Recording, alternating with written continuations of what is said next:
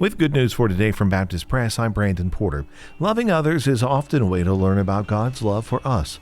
God has used adoption in the lives of two influential families in the SBC to teach about His love for them and how to love others. Paul and Michelle Chitwood adopted in 2018, and Kevin and Lynette Izell adopted in the early 2000s. Paul Chitwood is the president of the International Mission Board, and Kevin Izell is the president of the North American Mission Board. We talked to both couples about the experience of adoption and how God has taught them through the process. Sunday is Orphan and Widow Care Sunday across the Southern Baptist Convention. You can read the full story with the Chitwoods and the Izells at baptistpress.com.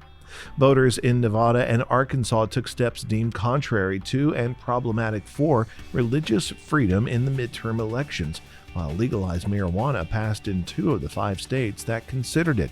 Nevada voters added gender identity and sexual orientation to freedoms protected in the state constitution, with nearly 60% of voters approving the Equality of Rights Amendment.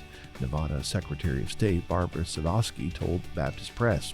Arkansans appear to have narrowly defeated a constitutional amendment that would have restricted the government from burdening religious freedom, even if the burden results from a rule of general applicability, and limiting such freedoms to least restrictive means.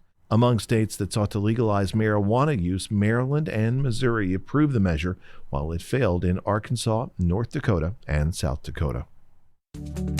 Good News for Today is made possible through our friends at the Voice of the Martyrs, a nonprofit organization that serves persecuted Christians around the world. Founded in 1967 by Richard and Sabina Wurmbrand, VOM is dedicated to inspiring believers to deepen their commitment to Christ and to fulfill His Great Commission, no matter the cost. Find out more and sign up for their free monthly magazine at vom.org/goodnews.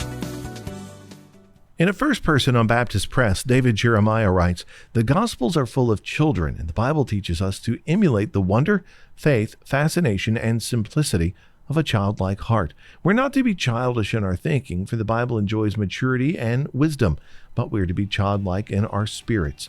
That means knowing how to slow down, see the world around us, be present with a sense of wonder, and be awestruck with the greatness of our Heavenly Father and the smallness of some of His blessings."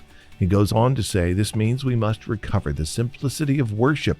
He's not talking about the order of rituals or any of those sorts of things that you might find in a worship service, but about the sense of wonder that should grip our hearts when we think of God. You can read the full piece from David Jeremiah at Baptist Press. Thanks for listening to Good News for Today.